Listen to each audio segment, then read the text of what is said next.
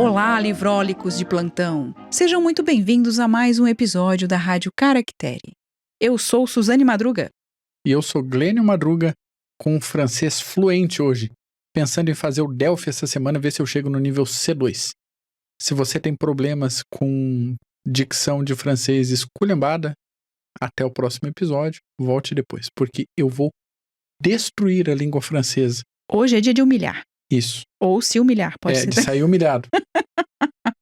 Episódio de hoje, parte 17 de O Conde de Monte Cristo, nossa leitura detalhada, capítulos 10, 11 e 12, parte 3. E nessa parte 3 a gente já começa o quê? Com o capítulo intitulado Ideologia. Já bem no comecinho somos apresentados a um senhor de Villefort, um pouquinho mais envelhecido do que no começo da obra, visitando o Conde de Monte Cristo, que ele não sabe que é o Dantes, mas nós sabemos. Para o quê? Para agradecer aquele homem que salvou o seu filho e a sua esposa. Dumas nos dá algumas informações relevantes a respeito deste homem. A primeira é de quem era o senhor de Villefort, dizendo o seguinte: a vontade na corte, fosse o rei no trono do ramo primogênito ou do ramo caçula, fosse o ministro governante e doutrinário, liberal ou conservador, reputado hábil por todos, como geralmente são reputados os que nunca experimentaram fracassos políticos. Odiado por muitos, mas calorosamente protegido por uns poucos, sem todavia ser amado por ninguém. O senhor de Villefort ocupava um alto cargo na magistratura e mantinha-se nessas alturas como Harlé ou Molé.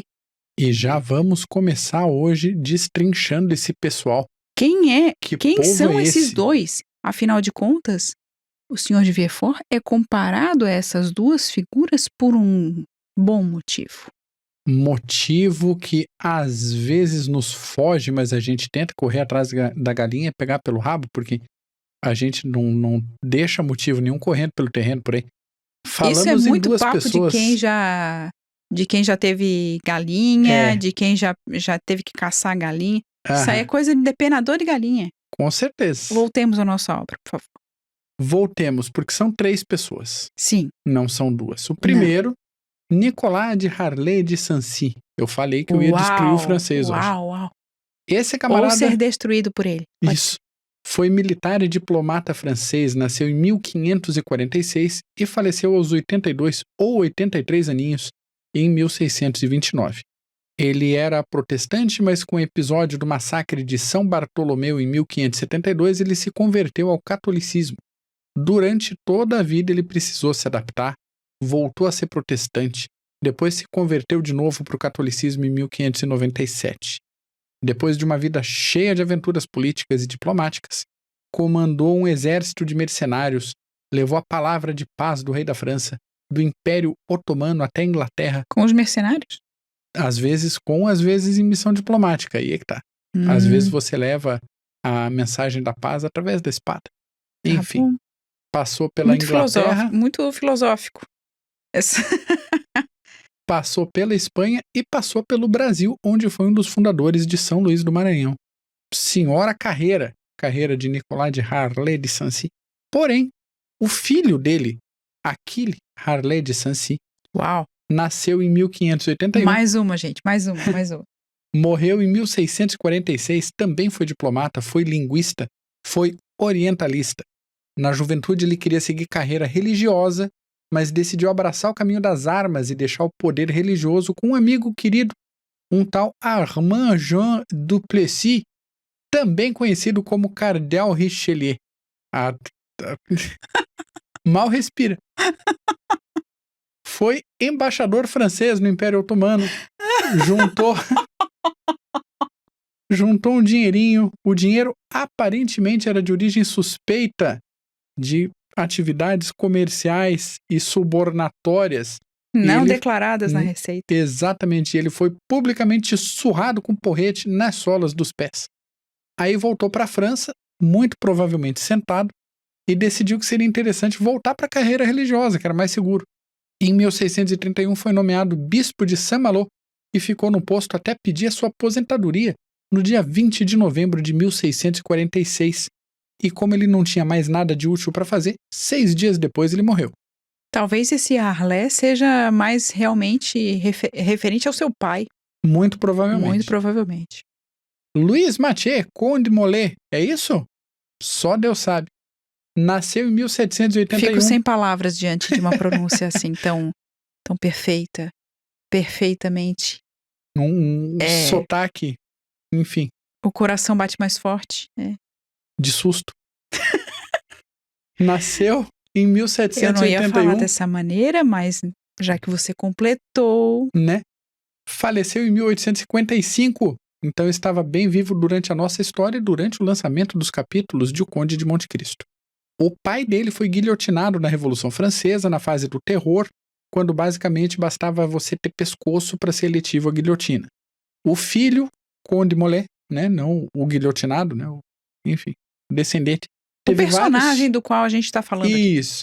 Teve vários cargos políticos, foi conselheiro do Napoleão, foi ministro da Justiça, manteve altos cargos mesmo depois da restauração Bourbon, como o Ministério de Negócios Estrangeiros.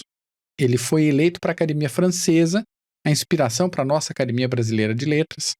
Foi primeiro-ministro da França entre 1836 e 1839, depois assumiu novamente o cargo de primeiro-ministro, atenção, do dia 23 de fevereiro de 1848 até o dia seguinte, porque estourou a Revolução de Fevereiro na cara dele, do rei, e tudo ficou mais tenso. O rei Luís Felipe abdicou do trono e, na falta de rei, não tinha mais o governo, não tinha mais cargo, ele foi embora também. Durou menos de um dia no segundo mandato de primeiro-ministro da França. Daí para frente, ele liderou a direita francesa até 1851, quando saiu da política e esperou a indesejada das gentes que veio 4 anos depois para ele. Bem rapidinho. Bem rapidinho. Vê que o primeiro daquele nome complicado e esse o do nome um pouco mais simples, o Nicolas de Harlé, são personagens que se adaptaram, trocava governo, caía a monarquia, subia a monarquia, restaurava o governo, e eles estavam razoavelmente estáveis em seus postos, em suas situações ali de destaque na sociedade francesa. Muito adequado à figura de Villefort, que segundo o texto do Dumas, lá na página 602, isso na nossa edição da Zahar, tinha uma polidez fria, uma fidelidade absoluta aos princípios governamentais, fossem eles quais fossem, desprezo profundo pelas teorias e pelos teóricos, ódio profundo aos ideólogos. E aí a gente tem que lembrar que o título do capítulo é o quê? Ideologia, já chegaremos lá. Eram estes os elementos da vida íntima e pública, exibidos pelo Sr. de Villefort.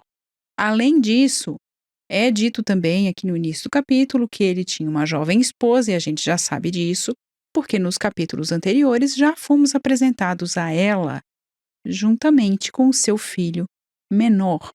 Villefort também tem uma filha, a Valentine, que é uma jovem de 18 anos, filha do primeiro casamento do Villefort com a Renée de Saint-Méran. A Renée de Saint-Méran, também já falamos dela lá no comecinho do nosso projeto. Ela estava noiva do Villefort.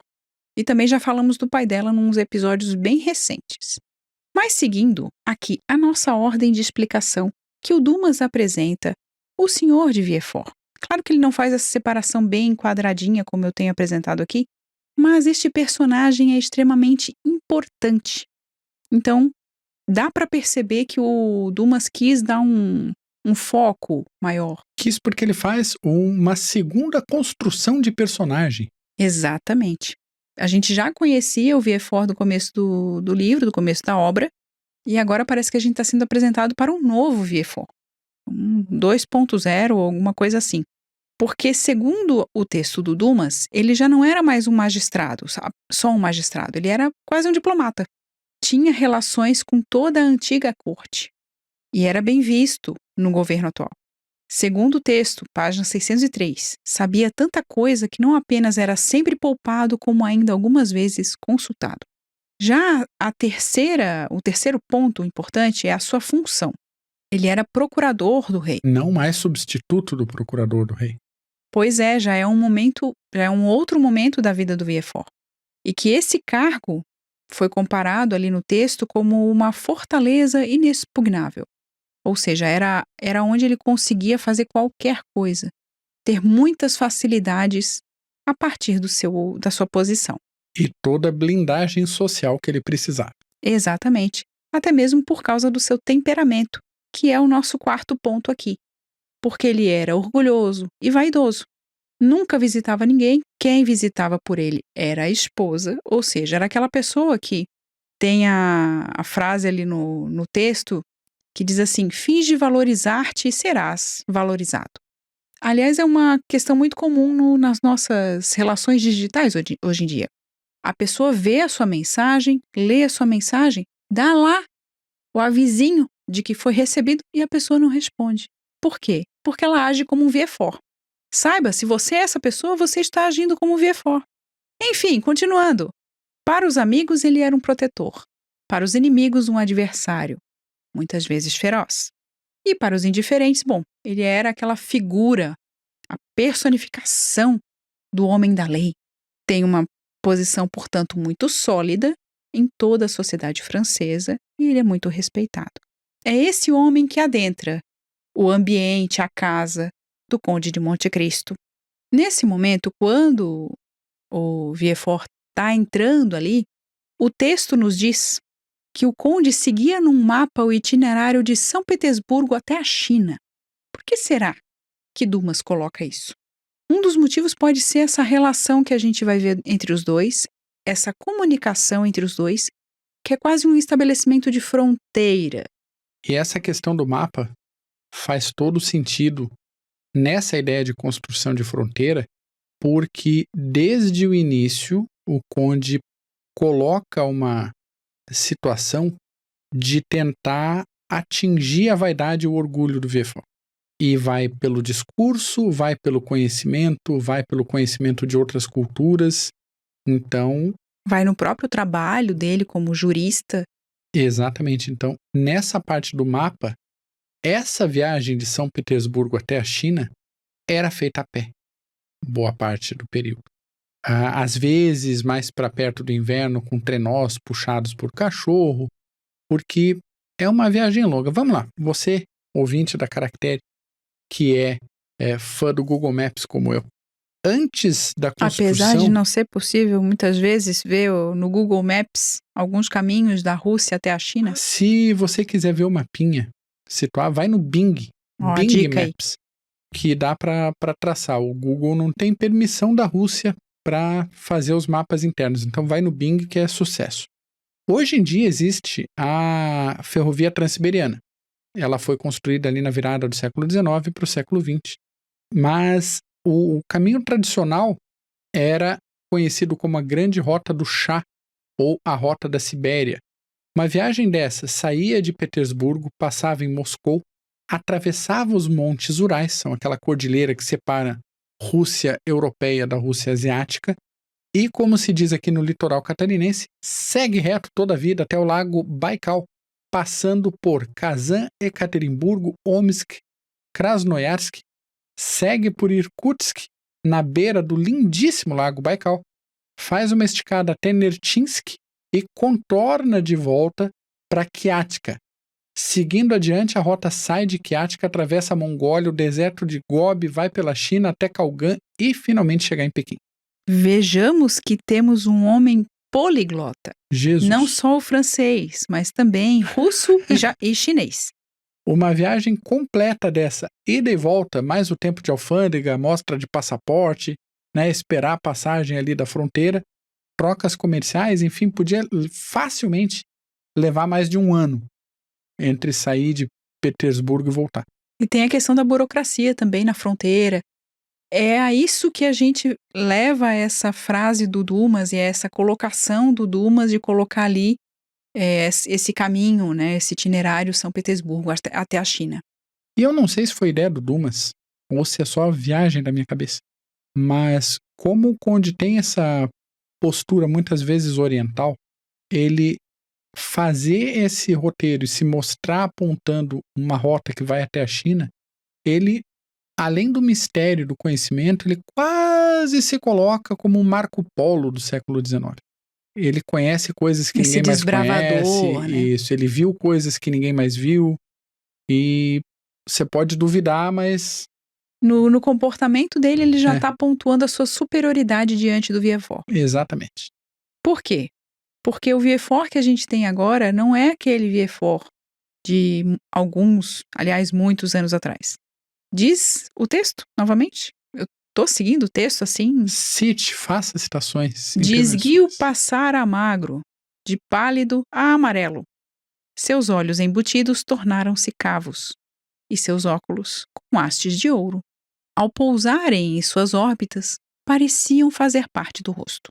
Exceto pela gravata branca, o restante de seu figurino era completamente preto, e essa cor fúnebre contrastava apenas com o sutil debrum do cordão vermelho, imperceptivelmente atravessado em sua lapela, como a linha de sangue ali desenhada por um pincel. Elegantemente vestido, extremamente feio, segundo a descrição. Só que essa percepção dá pra gente a noção dessa figura que se apresentava e que se apresentava com grande superioridade. Ou seja, tudo que carrega o Villefort e o texto do começo do capítulo traz esse personagem cheio de passado, com muita coisa. Não é muito peso, é muita autoridade. Para encontrar um homem que ele não conhecia e que para ele era apenas um aventureiro. Tanto um como o outro adotam posturas de intimidação. Tanto que há a descrição que o Conde de Monte Cristo recebe o procurador do rei com uma frieza glacial e deixa claro já no começo, já no início da conversa, que sabia exatamente com quem estava falando.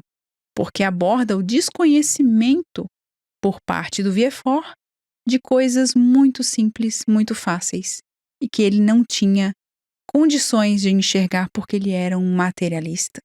E assim, deixa entender para o Villefort que ele sabia que o procurador do rei não era um homem movido por uma curiosidade frívola, aquela curiosidade que levava todo mundo a tentar conhecer o conde. Para o Villefort isso não importava, e o conde colocou isso muito claramente para ele. Esse primeiro contato dá ao Villefort um pouquinho de desconfiança, ele fica admirado, e então ele passa a analisar o ambiente para mudar de assunto e encontra ali o mapa. Aí pergunta, o senhor gosta de geografia, não sei o quê e tal. E começam a falar de geografia até que o conde responde. Quis fazer com a espécie humana como um todo o que o senhor pratica diariamente com as exceções. Isto é, um estudo fisiológico. Depois pensei que seria mais fácil passar do conjunto para a parte do que da parte para o conjunto. É um axioma algébrico que dita que se proceda do conhecido para o desconhecido e não do desconhecido para o conhecido. Mas sente-se, cavalheiro, faça o obséquio. E aí a gente tem várias questões importantes numa pequena frase. Porque ele fala da questão da espécie humana, dessa análise que ele diz que está fazendo através de um mapa, mas que ele faz com as pessoas, e que o Villefort não faz isso. Deixando claro o Villefort mais uma vez numa situação muito complicada. Aí é nesse momento que o procurador do rei dá aquela estocadinha. Diz, isso é fácil. O senhor é um homem desocupado, né? Mais ou menos dessa maneira. Ele vai dizer para o conde que ele era um homem desocupado, portanto ele podia se dar ao luxo de fazer esses estudos e de ficar elucubrando filosoficamente. O que o conde... Quem de nós que lê, que gosta de literatura, de história, de linguística, do trabalho intelectual, quantos de nós, ouvintes da Caractere, ouvimos aquela desculpa esfarrapada de amigos, de familiares? Eu queria ter tempo para ler, se colocando numa situação de superioridade moral, com um sorriso no rosto, te chamando de desocupado também. Você só lê o que você lê porque você não tem mais nada para fazer. Se você fizesse coisas importantes como eu, você não teria tempo para ler. Essa agressividade suave, com um sorrisinho no rosto. Esse passivo-agressivo. Esse passivo-agressivo que sobe no pescoço do conde. O conde deve... Ele não sucumbiu a essas vontades porque ele se preparou antes. Né? Ele sabia com quem estava lidando. Mas se não era de esfregar a cara do Villefort no piso do palácio dele. Ele faz isso moralmente, na verdade. Por quê? Ele apresenta a Villefort a seguinte visão: eu sei muito mais coisas do que o senhor, que é um procurador do rei, que é um homem da lei, o que deixa o Villefort um tanto estranho, assim. Como assim? Sabe mais? E quando o conde dá a ele essa resposta, dizendo que ele tem mais conhecimento, e que tem mais conhecimento, inclusive, a respeito das leis da França, de como o homem deve ser visto. Aí Villefort diz: não, mas você tem que se submeter à lei da França, porque o senhor está na França. Lembremos que ele está falando com o Conde de Monte Cristo apenas como o senhor ou cavalheiro. Uhum. Eles se tratam dessa maneira o tempo inteiro. Inclusive, o conde responde sempre o cavalheiro. Nesse momento, o conde responde o seguinte: perfeito, perfeito. Sei tudo isso, pois foi sobretudo à justiça de todos os países que me dediquei. Foi o processo penal de todas as nações que comparei à justiça natural. E devo dizê-lo, cavalheiro, foi precisamente essa lei dos povos primitivos, isto é, a lei de Talião, que julguei mais de acordo com o coração de Deus. Ou seja, ele diz para o Villefort que não é do ponto de vista material, vulgar, fútil, baixo, básico, que ele vê a justiça, mas de um lugar superior. E a gente já vai entender por quê. E aproveitamos para fazer a relação do que promete o conde a um certo procurador do rei.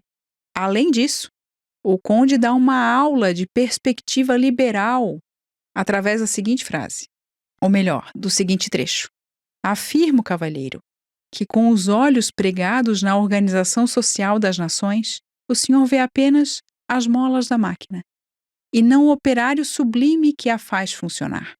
Afirmo que o senhor não reconhece à sua frente e à sua volta senão os titulares dos postos cujos diplomas foram assinados por ministros ou por um rei, e que os homens colocados por Deus acima dos titulares, dos ministros e dos reis, com uma missão a cumprir em vez de um posto a ocupar.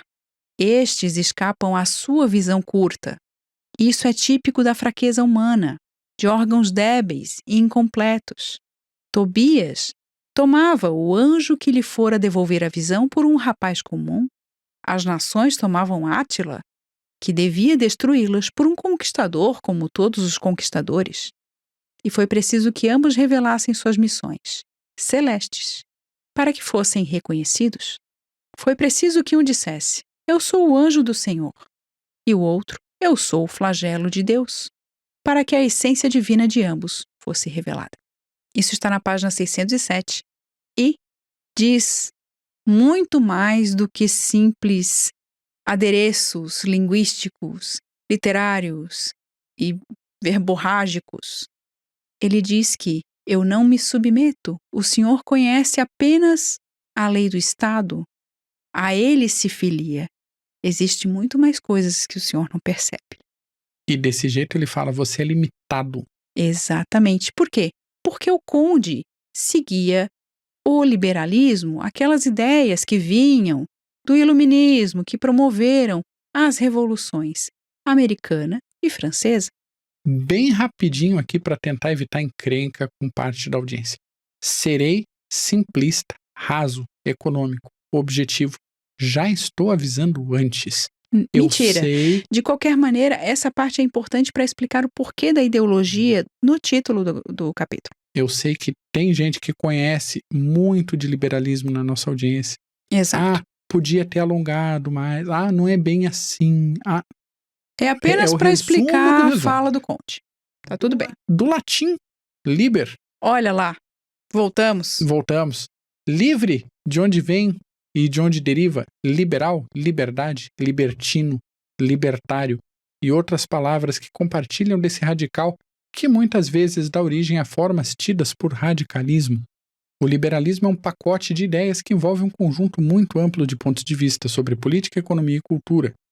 De forma muito geral, a base é um governo com poderes limitados, respeito aos direitos individuais, propriedade privada, livre mercado, separação entre religião e Estado, igualdade entre as pessoas, liberdade de expressão, liberdade de imprensa, liberdade religiosa e internacionalismo. Na sua compreensão medieval, um liberal era aquele que era livre de restrições, o que servia para objetivos pejorativos em sociedades europeias reguladas, pelo menos nos grandes centros urbanos, por regras vinculadas a práticas religiosas um pouco mais apertadas. A onda liberal ganhou muito embalo e um verniz um pouco mais positivo durante o Iluminismo, quando os filósofos e economistas queriam questionar as estruturas sociais tradicionais. John Locke, escrevendo no século XVIII, afirmava que todos os homens têm direito natural à vida, direito à liberdade e direito à propriedade, e que nenhum governo deveria ter o poder de violar esses direitos para uma suposta manutenção do poder do Estado.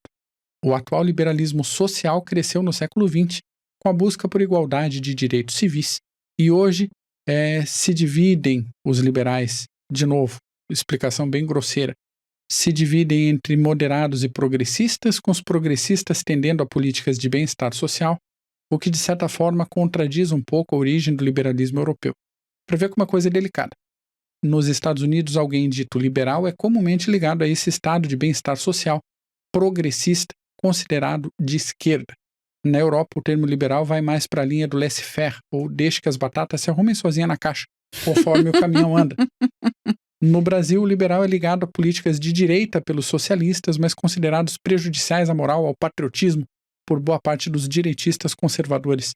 Então, é preciso lembrar que a gente está falando da década de 40, do século XIX, que foi quando o Alexandre Dumas escreveu esta obra.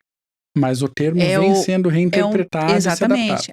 É só para a gente entender que é um termo, quando o Conde apresenta esse liberalismo na sua fala, e que deixa entender, porque o Vieux-Fort entendeu do que ele estava falando, era para já mostrar a sua posição política, a sua proposta e o seu limite. Quando a gente fala do mapa das fronteiras ali sobre Rússia e China, dessas fronteiras que a gente está falando, são esses dois pontos que se ligam na própria fala do Conde de Monte Cristo. Uma vez que ele se coloca nessa posição de liberal, nessa posição dessa defesa de liberdade. Ele diz, inclusive, que ele não é filiado a nada, que ele não pertence a país nenhum. Nenhum país me viu nascer e tudo mais. Por quê? Porque ele diz que ele não precisa seguir essas leis. Não acredita em fronteiras, não acredita em limites. Exatamente. E ele está falando justamente para um agente de Estado que quer limitar a liberdade individual. E a quem ele acusa de ser limitado pelo próprio Estado. Eis aí a questão. Ele coloca na berlinda o poder do próprio Vieux-Fort. E dizendo, você não tem como mandar em mim. O Vieux-Fort tenta dizer, você tem que se submeter. E para isso, o Conde responde que por causa dessa necessidade de submissão aos lugares, né, ou melhor, essa necessidade de submissão ao poder nos lugares, para os lugares para onde ele vai, ele estuda o que o Vieux-Fort não faz. Que capítulo? Que capítulo? É um capítulo gigante.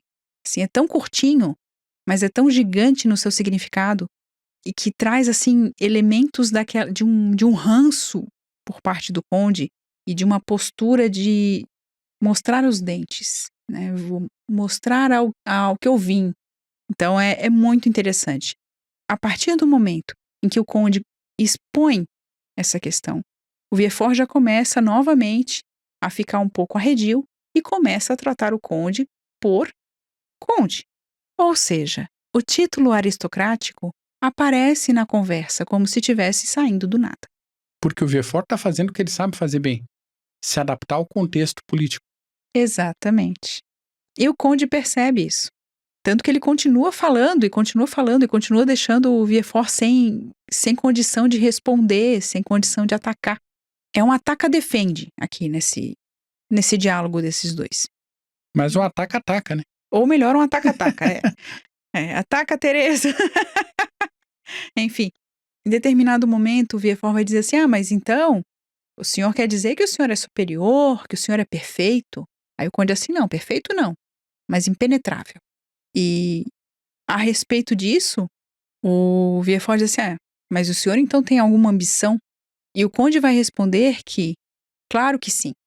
Uma vez que Satanás apareceu para ele e fez a proposta, né? Ou tentou, assim como tentou Jesus Cristo.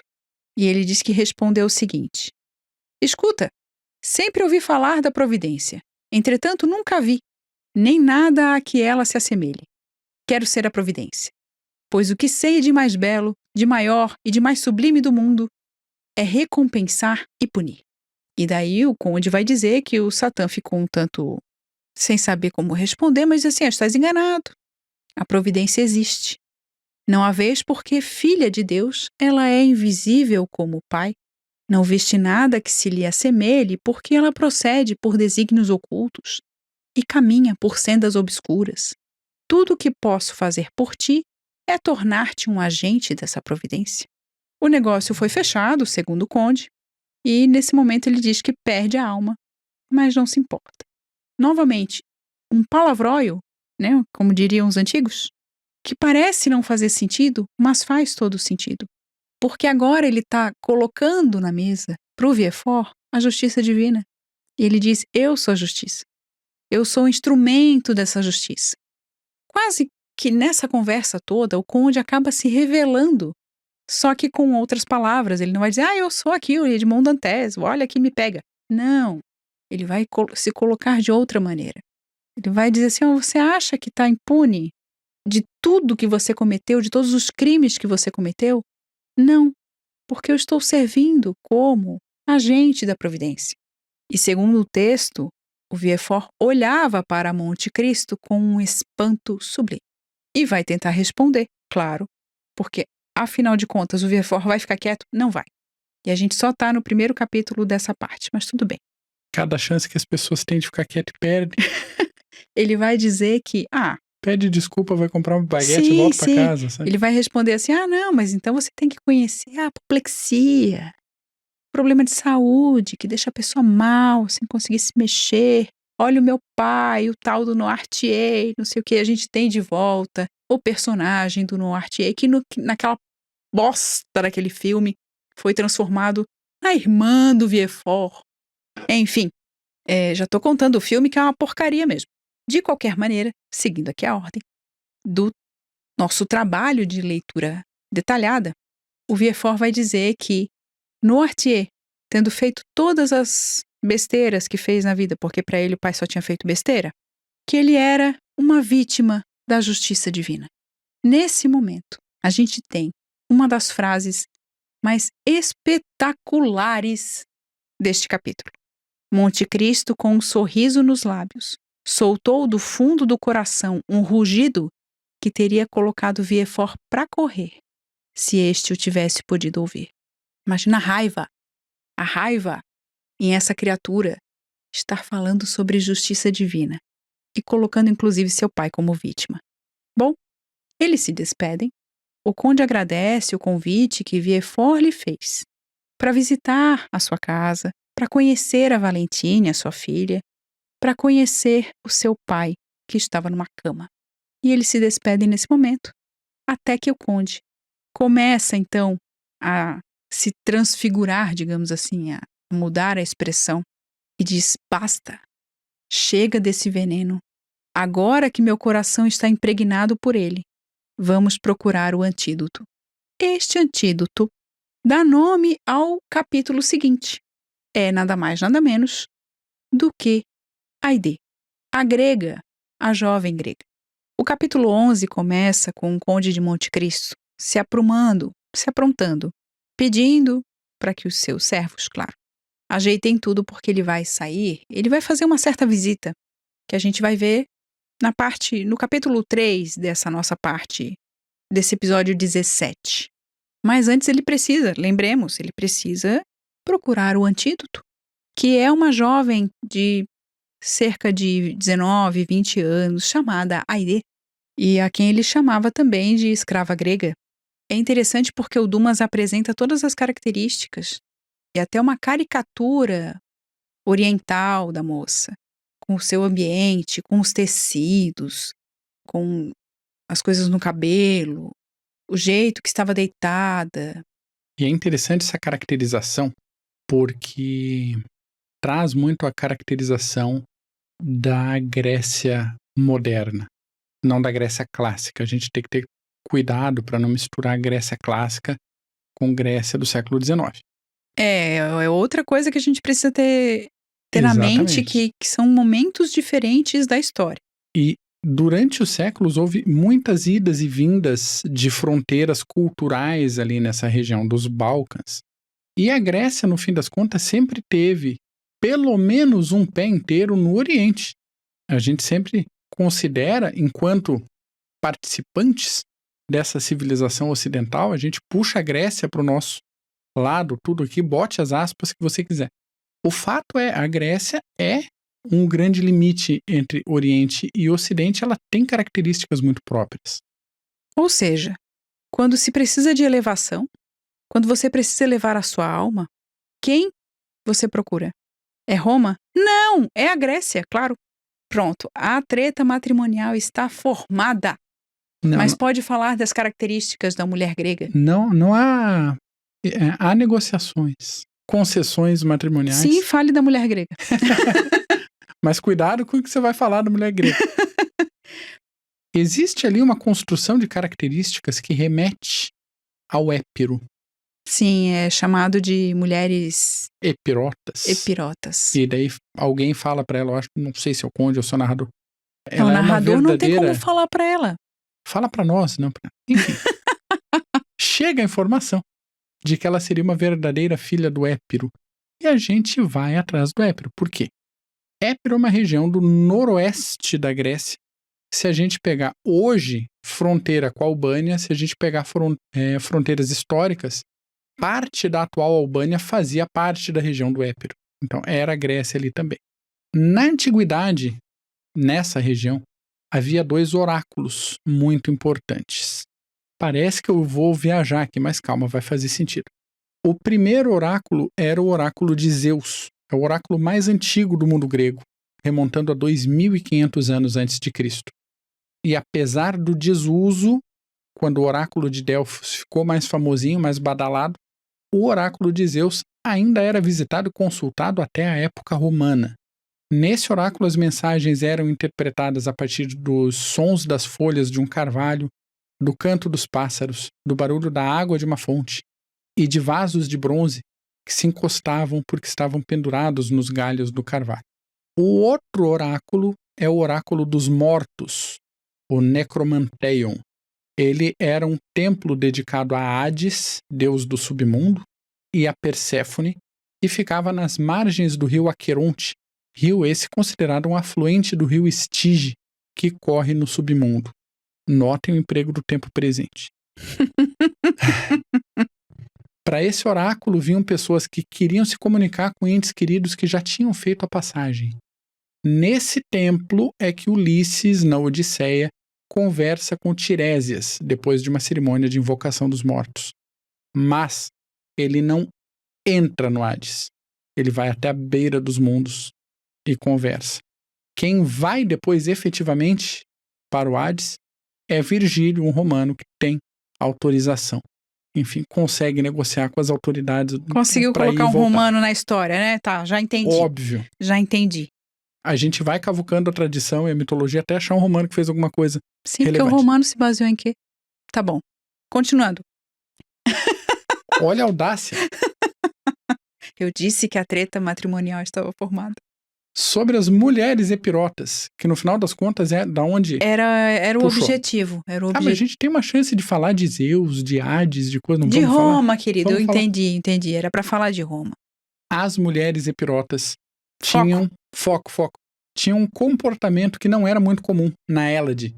Elas tinham tradição guerreira, tradição esportiva, influenciavam na política democrática, exerciam tarefas diplomáticas, faziam a diferença na articulação das casas nobres em governos monárquicos e eram rainhas com poder de fato com certa frequência. Em comparação, enquanto isso, em Atenas, as mulheres viviam frequentemente em reclusão social. Outra cidade-estado que tinha uma liberdade feminina reconhecida, mais famosa hoje em dia, é Esparta.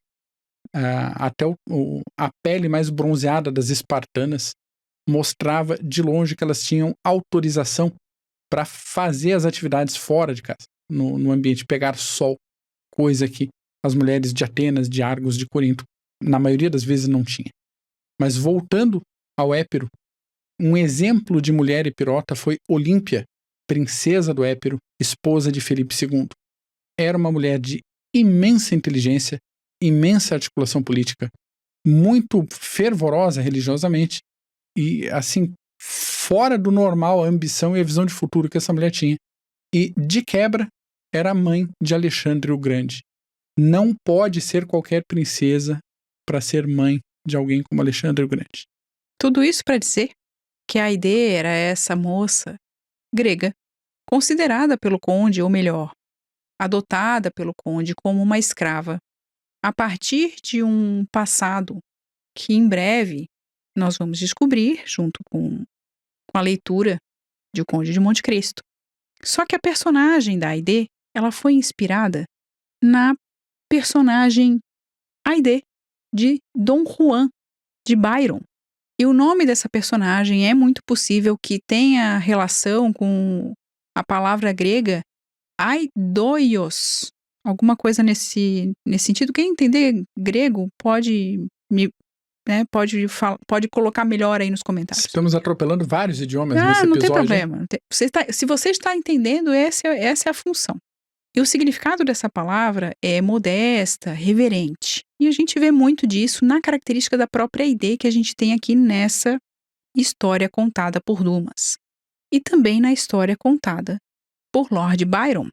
Já vimos em outros episódios, em outros capítulos, que o Lord Byron é presença carimbada, figurinha carimbada no Conde de Monte Cristo em diversos momentos.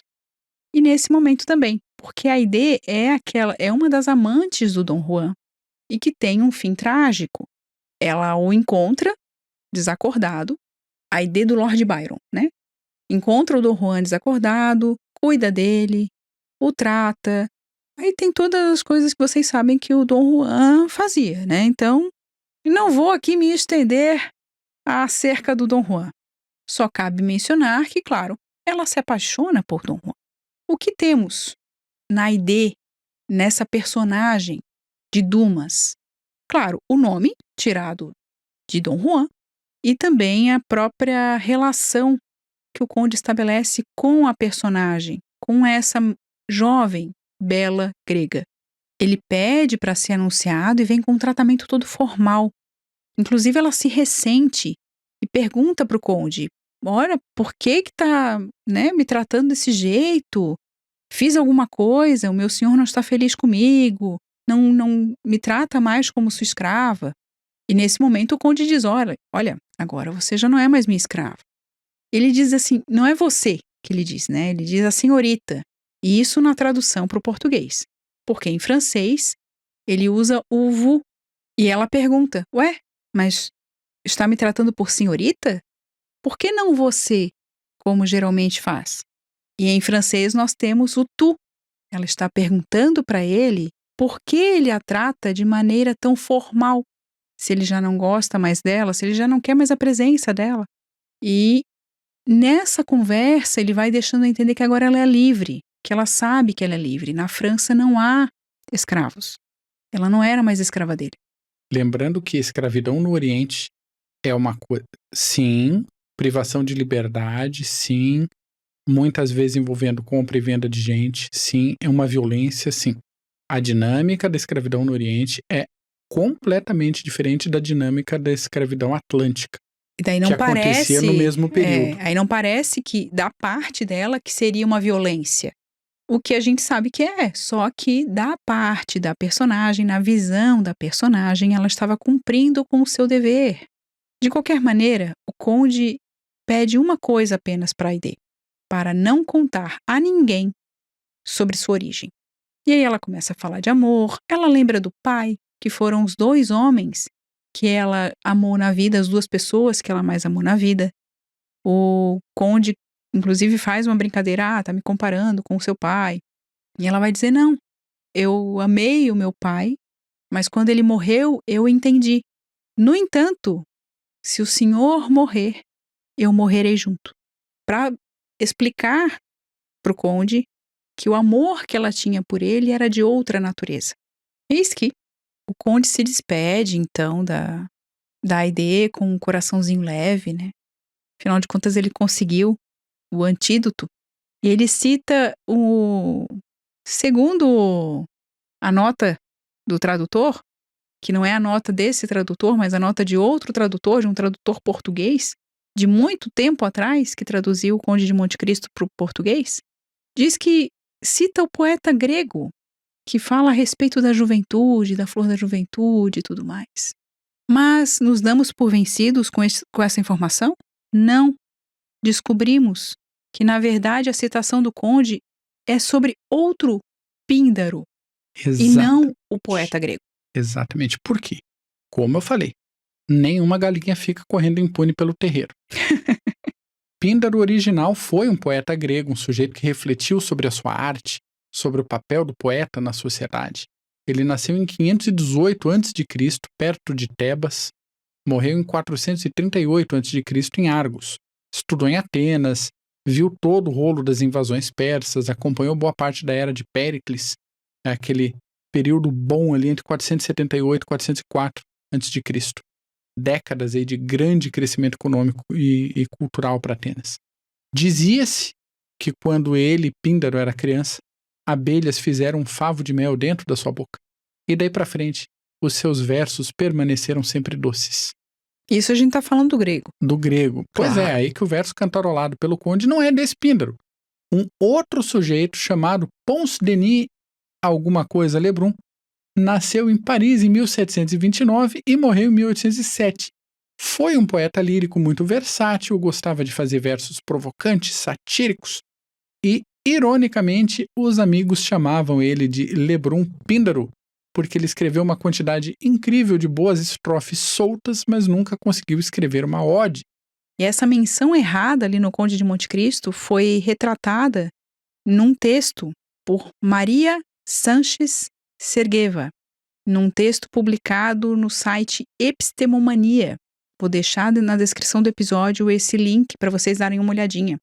Ali tem uma explicação muito bacana sobre este trecho, sobre as versões inclusive do poeta grego, do Píndaro mesmo, e as traduções que ela vai apresentando, desde o grego para o francês, para o espanhol. O texto está em espanhol. Então fica a recomendação da leitura e dessa busca que alguns pesquisadores fizeram para ver em que material do Píndaro estava esse trecho do Conde de Monte Cristo e não terem achado em lugar nenhum, porque não era do poeta grego, era de um poeta francês, inclusive muito citado pelo Alexandre Dumas Filho. Mas aí fica lá o texto como recomendação e o link como recomendação na descrição do episódio, caso você queira se informar um pouco mais. Portanto, quem foi atrás do Píndaro grego não tinha disponível uma leitura detalhada de O Conde de Monte Cristo, como você, ouvinte da Caractere, e daí colocou lá na nota de rodapé que era o Píndaro, o poeta grego. Pois é, coisas a melhorar. Fica a recomendação paralela, se puder ler Píndaro, leia. Sobrou bastante coisa dele Tem bastante pela história. Coisa. E é por isso que é muito bom. E é por isso que descobriram que não era o poeta grego, e sim um poeta francês. Já no capítulo 12, seguindo da despedida do conde, da Aide, para sua saída, coração feliz, com um coração feliz, leve e tranquilo, ele vai em busca de outra alegria. Mas já vai para casa de outra pessoa. Ele vai para casa da família Morrel. Na rua Meslay, número 7. Deixa assim mesmo que tá bom. O Waze sabendo chegar. Tá? Bom, lá ele se depara com Maximilian, feliz da vida pela visita, pelo conde ter cumprido a sua palavra, porque ele não acreditava que o conde ia arrumar um tempinho para fazer essa visita. Mas ele fica todo feliz. Nós temos algumas informações interessantes, porque nesta casa, nesta rua simples de Paris, vivia não só o Maximilian, que tinha ali o seu ambiente próprio, que é descrito, largamente descrito neste capítulo, mas também vivia a sua irmã e o esposo, a sua irmã Julie e o esposo Emmanuel. A gente vai entender um pouquinho melhor o que acontece com eles desde do 5 de setembro de 1829, mas, neste momento, eles estão recebendo o Conde de Monte Cristo. A pobre da Julie estava vestindo um robe de chambre, ou seja, naquela época, o robe de chambre era uma roupinha, digamos assim, para usar em casa. Roupãozinho. Não era bem um roupão, porque tem uma questão de moda feminina muito diferente do que a gente tem da moda masculina.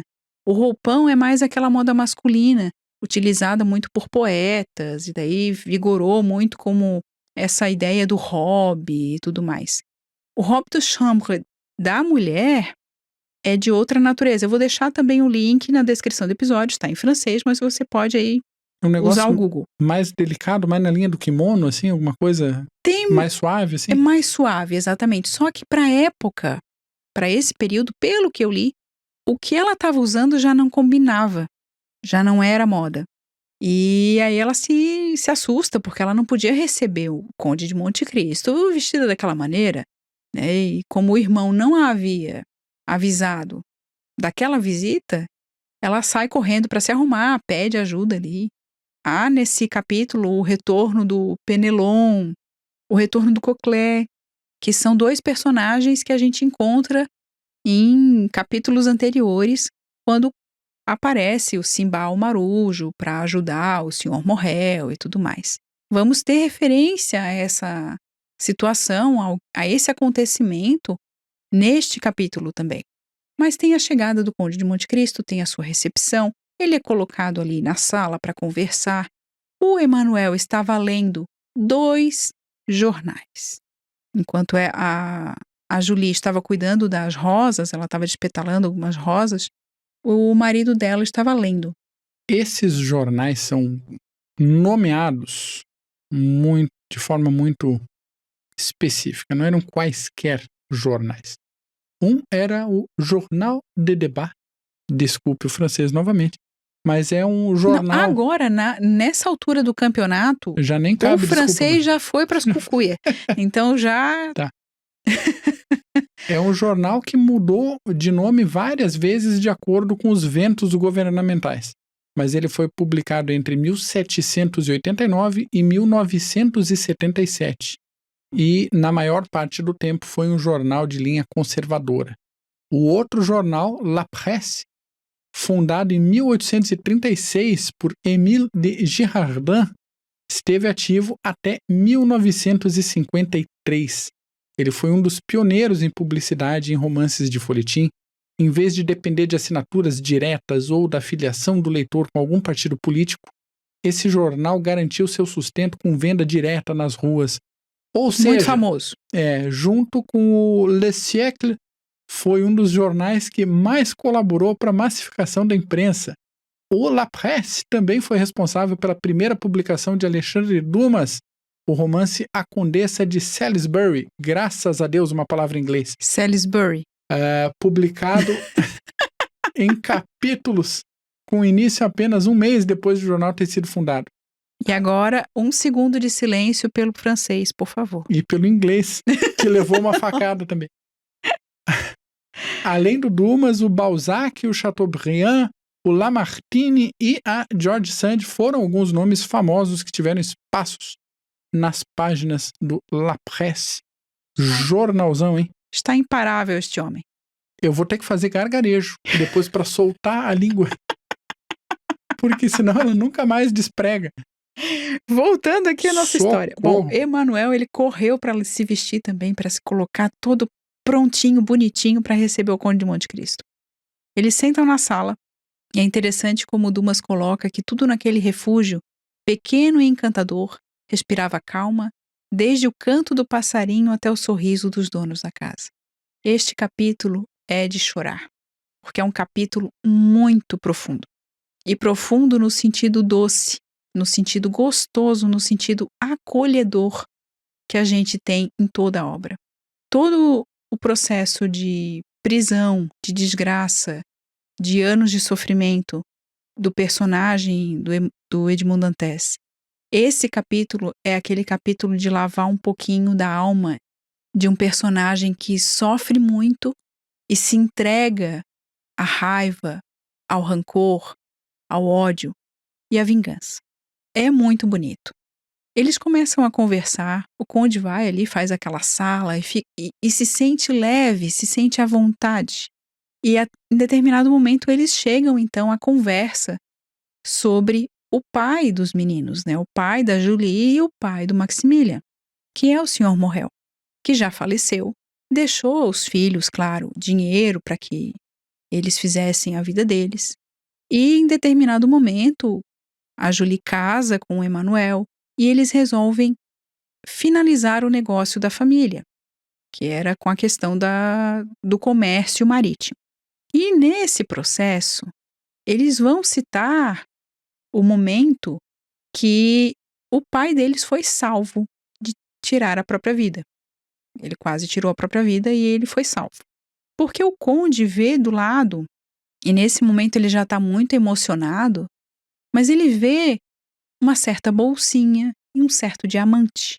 Os dois jovens, eles agem de uma maneira tão natural e gratos que eles beijam a bolsinha com tanto carinho, com tanta veneração, que deixam o conde muito comovido. E eles vão falar, então, dessa ajuda que eles receberam de um certo agente de um banco inglês e que salvou o pai e que o Simbal Marujo tinha pedido para que a Julie entregasse o bilhete e aquele bilhete estava ali porque foi guardado pelo Sr. Morrel. E aquele bilhete dizia para que esperasse até 5 de setembro de 1829, que ele voltaria, resolveria o problema. Às 11 da manhã. Às 11 da manhã. E estava tudo ali.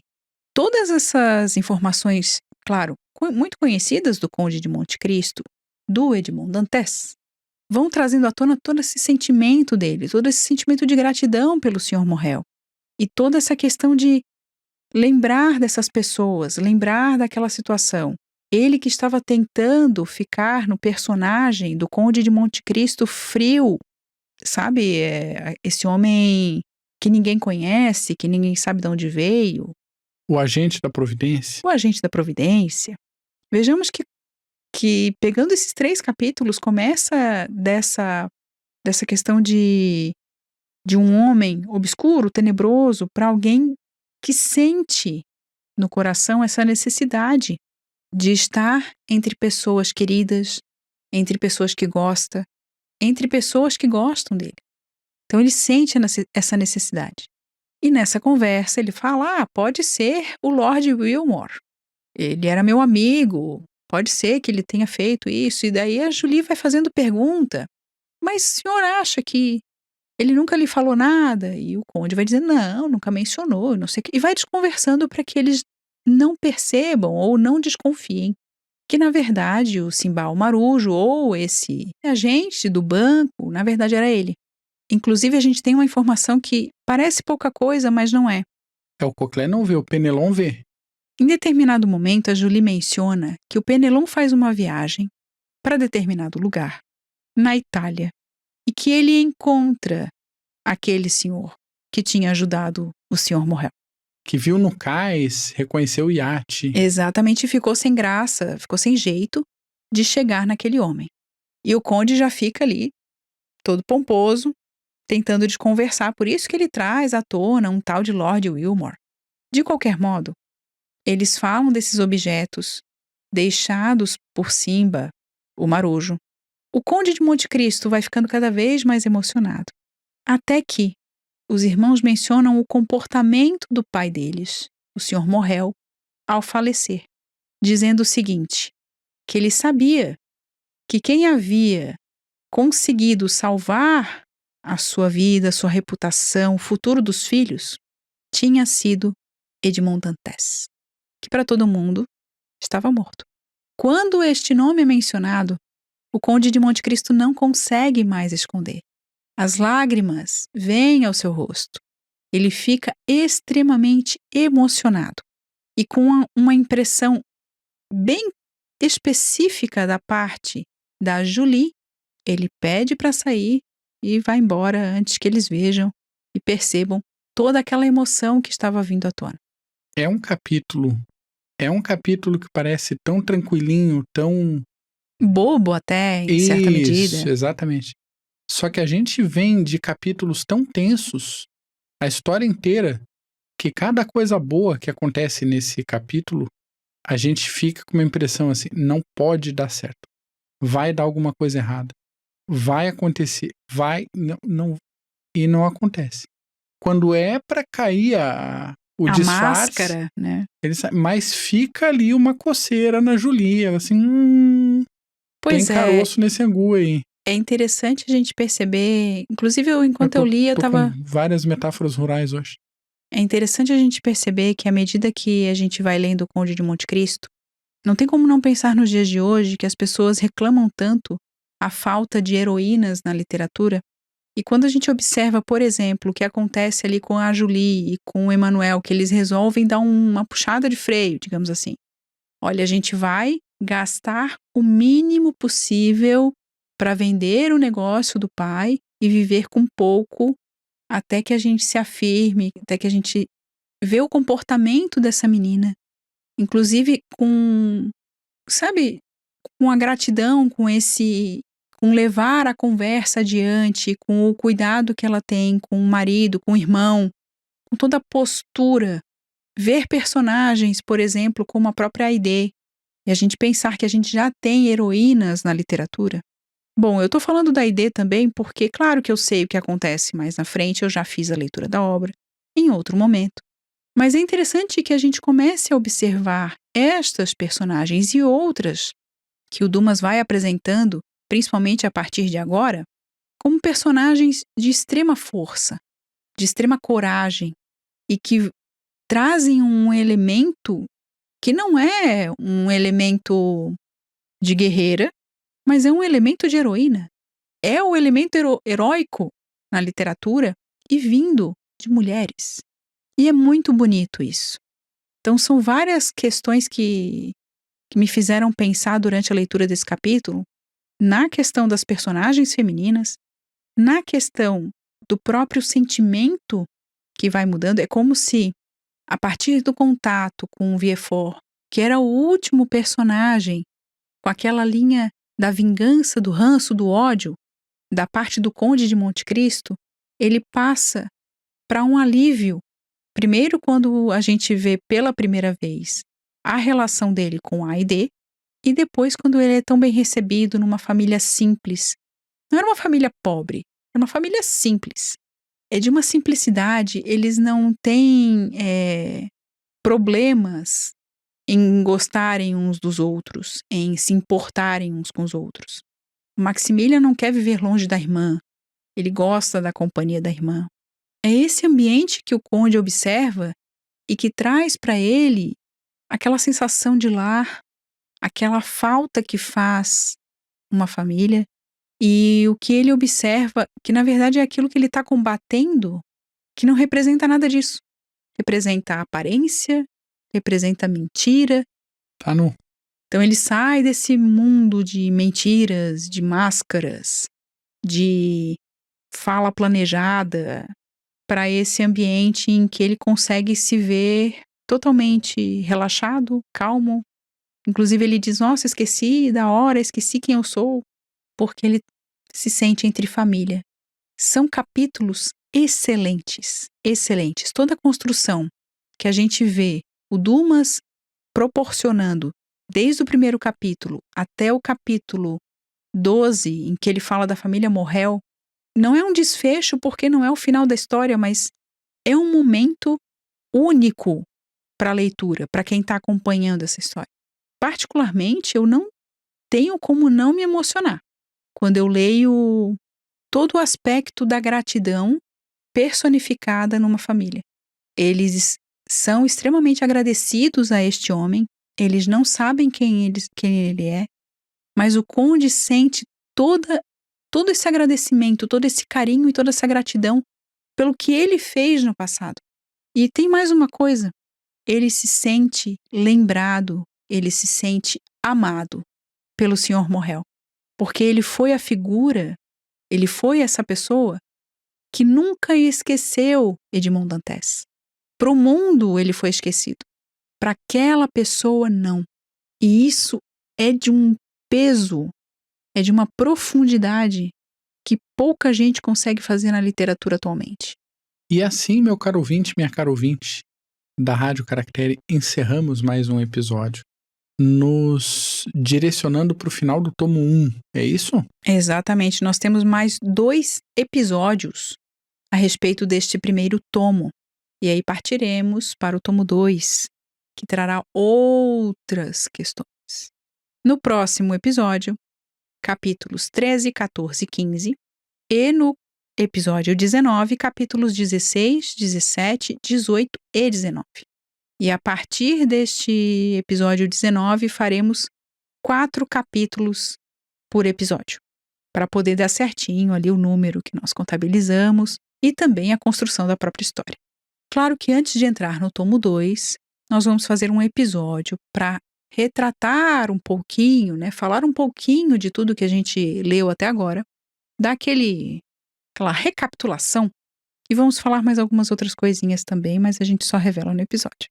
Enquanto isso, queria agradecer cada um de vocês, membros do nosso canal no YouTube. Muito obrigada pela ajuda. Nossa pequena comunidade literária está crescendo e a partir deste mês de janeiro já começamos a produzir, ainda que timidamente, alguns episódios exclusivos para a área de membros.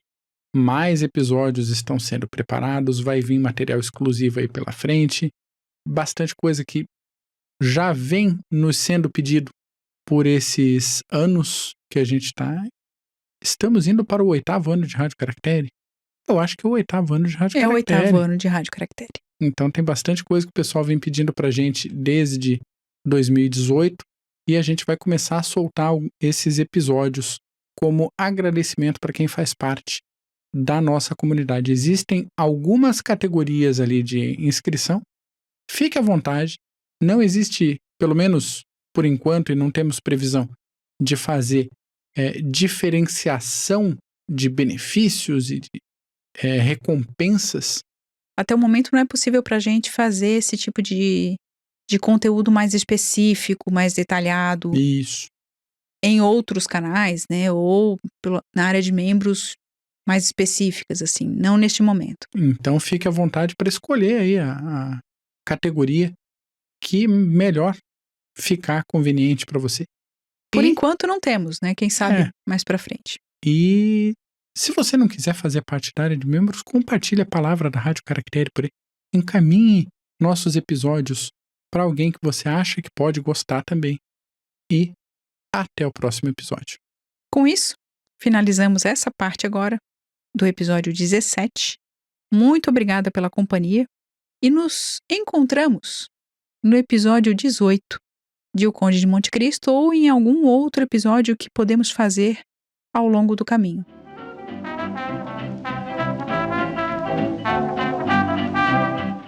Para mais informações, acesse caracterebooks.com.br.